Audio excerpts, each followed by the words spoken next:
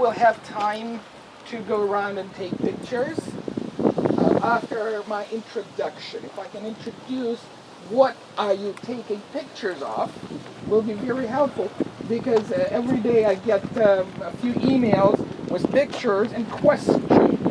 Where was this picture taken? Where was that picture taken? Sometimes I know, sometimes I don't know, but I'm embarrassed to say I don't know, so I make it up. So if you want to know, to be certain, what are you taking pictures of, let me explain to you what you're looking at, and then I promise you will have 45 minutes on your own to walk around, look around, browse around, and we will meet together after that. Can we do that? Yep. Okay. That will be very helpful. And then after that, we will have a little, a bathroom break, and ice cream or a little drink. All right. So that will be at the end of our tour. Let me also tell you that there are gift shops. We call them traps, tourist traps everywhere, and I'm a little concerned about you being trapped. And so can we sort of maybe at the end of the day, we can spend a little bit of time for that, but not before, because otherwise it will consume every time and we will not have time to do other things. And trust me, it's all made in China, as I told you. It's the same stuff at every gift shop. Same thing. Everything to me. Alright? So that's a little bit on logistics. Now back to history. What we'll try to do is the following. We will try to combine what you have learned from the Bible, what you remember from the scriptures, with the chronology that we have seen in the movie, with the history that we've seen in the movie, and I hope it helped you a little bit together with the archaeology, with the ruins that you're going to see. So that will be the three elements that we will try to combine. To make it a 3D for you. Okay. The city that you're going to see now, the ruins of the city that you're seeing now, was the capital city in Israel in the days of Jesus. It was called Caesarea because it was dedicated to the Roman Caesar. And it was built by Herod the Great, who was the king appointed by the Romans at that time. So what you see is the ruins of that major capital city. There were two major cities in Israel in those days. One was called Jerusalem, and that was the Jewish capital. And one was called Rome, which was a Roman city that represented the imperial Roman power here in this and it was built, as we said, by Herod the Great. Maybe this can trigger something in your memory.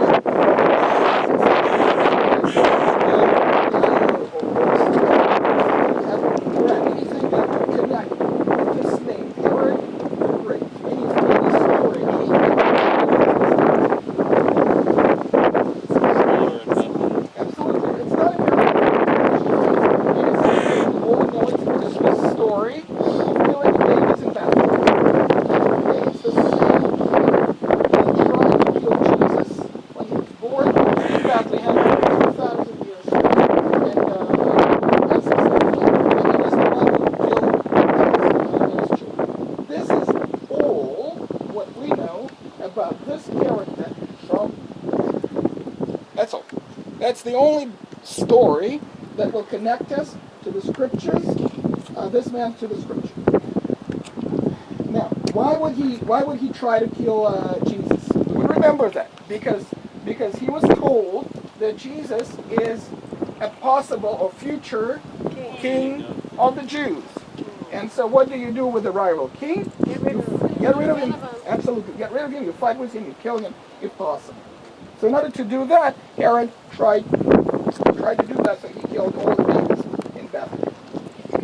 So Herod, why Herod was called the Great, that's a different story, but he was not called the Great in the Bible. Okay? It was not called the Great Enemy. However, he was the founder of the new dynasty that the Romans established here in Israel to rule the Jews. Conquered Israel in the year 63 BC. Are you okay with BC? Yes, that's yes. What is it? Before Christ. Before the computers. AD? Nope. Anno Domini, year of the Lord, which is not after death, it's after birth.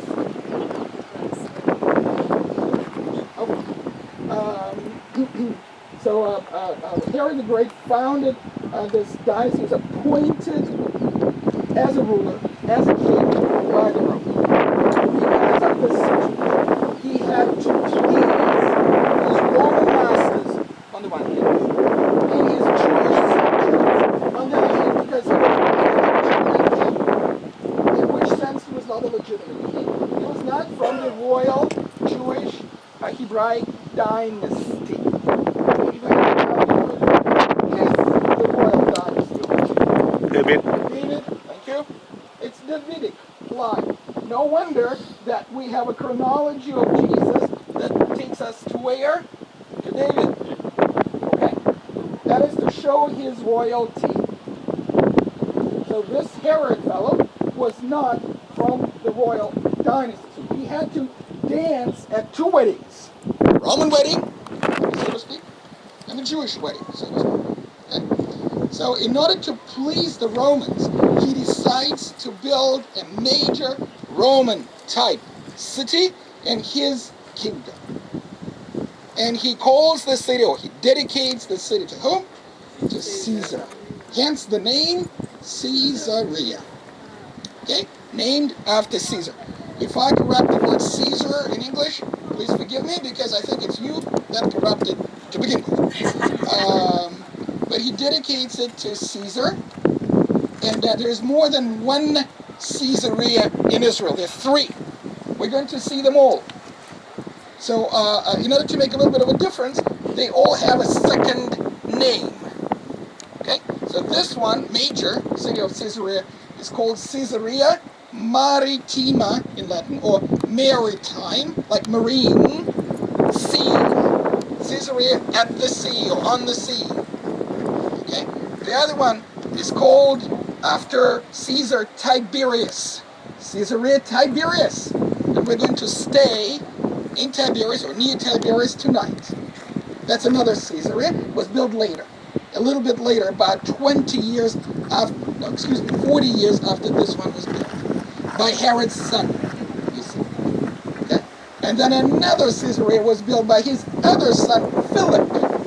So hence we have a third Caesarea that we're going to see tomorrow. That is Caesarea of Philip, or in the scriptures it's called Caesarea Philippi, or Philippi. It again depends how you pronounce this Greek word. Okay. So this one was the major one, the big one, the capital one, that represented the Roman government here. That is why in this city you will see all the elements that will be familiar to the Romans that you will find in any Roman type city elsewhere in the Roman Empire, which was very large. It covered the entire Mediterranean basin. Okay. And now, again, maybe I can quiz you or trigger your memory to say, if you visited in the Middle East, Egypt, Jordan, or in Europe somewhere, can you name me those Roman elements that you will see in every Roman city in the Roman Empire? Wait. Columns you see it. Okay, let's do it. Let's do it this way. What would be the most important thing for a Roman? Imagine you're a Roman 2,000 years ago. What would be the most important thing for you as a Roman to find outside Rome? Temple. First of all, a religious element, that is the temple. Okay, but can we classify it as a pagan temple? All right, that's important. Because also in those days, there was a Jewish temple in the days of Jesus. It was a Jewish temple, but it was only one. And it was located where? In Jerusalem, and we're going to see the ruins of that. Okay. So it will be the pagan temple or pagan temples. Because there was more than one god, obviously, there were pagan folks. So they would worship various gods. Okay? And maybe you would remember from the movie what was the main god that was worshipped here in Caesar. Caesar himself. Caesar himself was deified to be the god. Roma was his wife, or female indeed.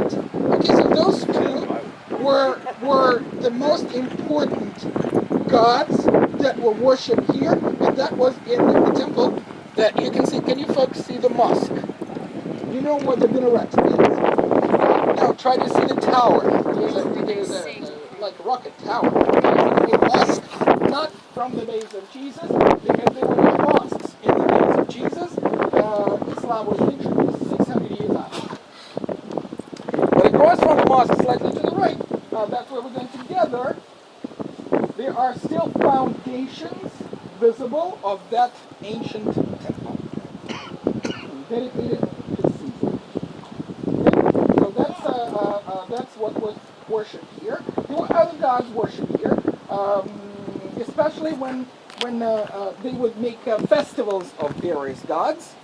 And so we talked a little bit about the gods. All right. What else would you be looking for as a Roman if you're outside Rome? Absolutely. Entertainment. Entertainment. Some kind of entertainment. This is something that Romans were famous for. That was something that was common for them. And they would be looking for entertainment. Two types of entertainment, friends. Two types of entertainment. First would be theatrical. Theater of some kind. Okay? So, but this is the building that you would know as a theater, or sometimes double theater called the amphitheater. Around a circle type theater. And the most famous one is Colosseum, which is an amphitheater. We don't have an amphitheater, we just have half circle theater, which is called the theater. Okay? And that's behind this wall. Behind the movie tent is the ruins of that theater that was built. That's the place that you only theatrical performances. It's something where the public will be gathered for various public activities. Only consider that you are a citizen. If you're a citizen of the city, you are a citizen of the city. So there is public events. Well, why would the public events take place in the theater? Very simple, practical, technical reason. Imagine the theater, a certain thing. That's the place where a person can stand in the middle and talk to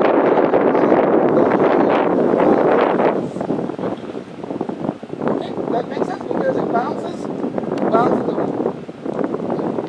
And we have a particular episode in this drama that took place in this very theater. And if I can read you a quote here from the Bible, from the book of Acts. Let's see, I think it will be in chapter 12. Chapter, must be happy Americans now. Chapter 12. We are in verse 20. And here we talk about, the Bible talks about Herod, who went down from Judea to Caesarea and stayed there for a while. Now, the Bible uses the name Herod for different Herods, because it was a dynasty of Herods, starting with this great Herod the Great, the baby killer. Can we call him baby killer? The baby killer. Okay? Who started to rule in the year 34 BC. Okay? And his dynasty ends with Herod Agrippa II. That was his great-grandson. And the dynasty ends in the year 70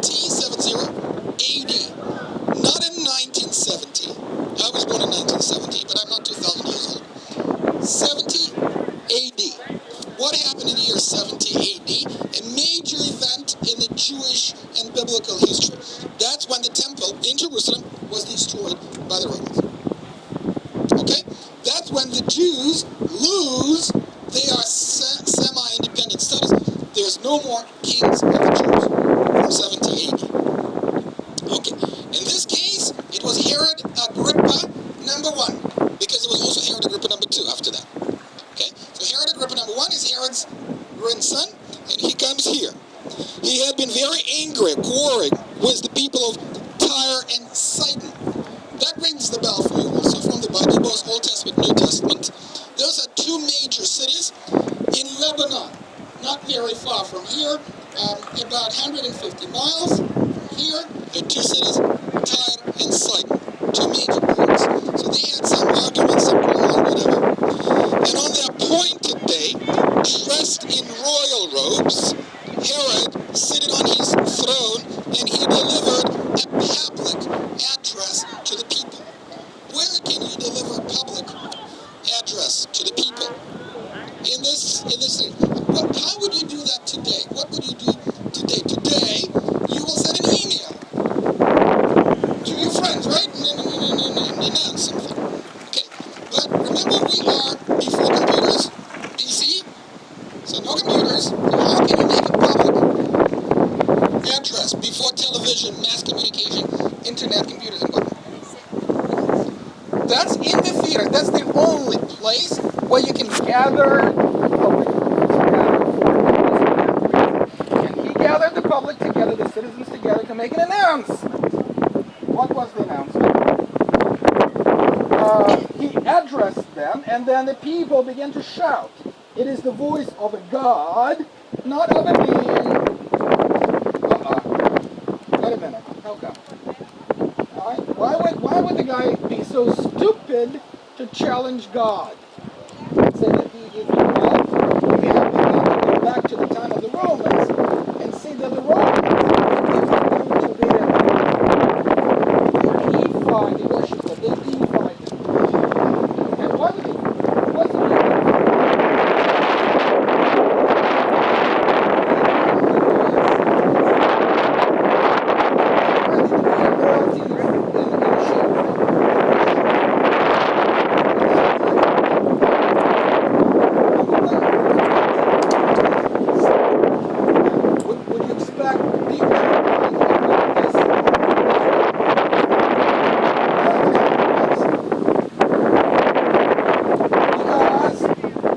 because he did not give glory to Big G, an angel of the Lord struck him down, and he was infected with worms and died. How about that? Okay. So he was infected by worms and died. And all that took place in this very theater that you can see behind this one. So he was taken from the theater to the palace. And that's where you can see all these crowds are walking in the palace of Herodian family. This is where they lived. And you can see the beautiful palace because of location.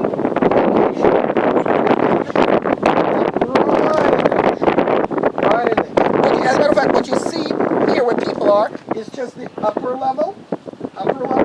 There's also a lower level that's sunk in the ocean. If you come a bit closer, you can see that over there as well. Okay, so that's the place of the palaces for Herodian dynasty. What else could happen there is the trial of Paul. Okay. Now, let's actually spend 2 minutes of your attention on the trial there. Both Paul and Jesus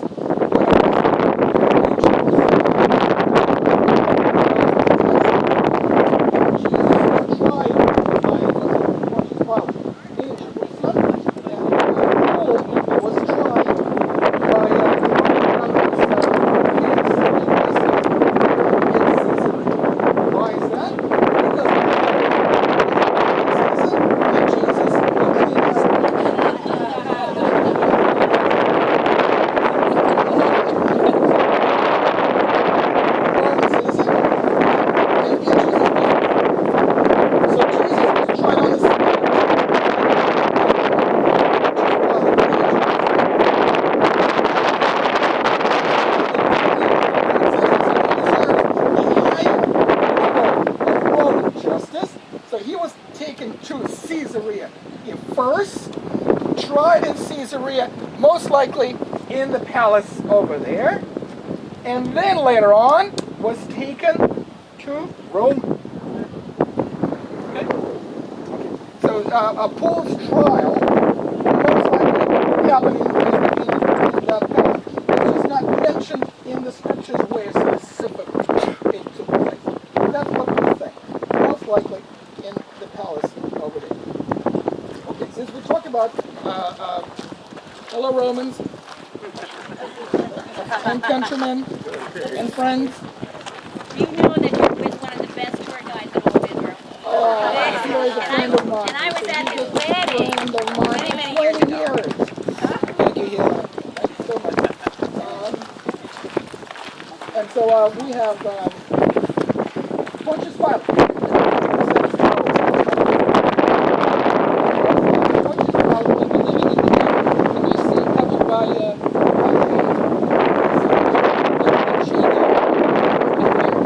that's the area of Governor's Palace. This is where the Roman governor lived. Governor that represented Rome. Okay, and we mentioned Pontius Pilate. What are the governors that we know? Yes, Festus, those folks that are known to us from the trial.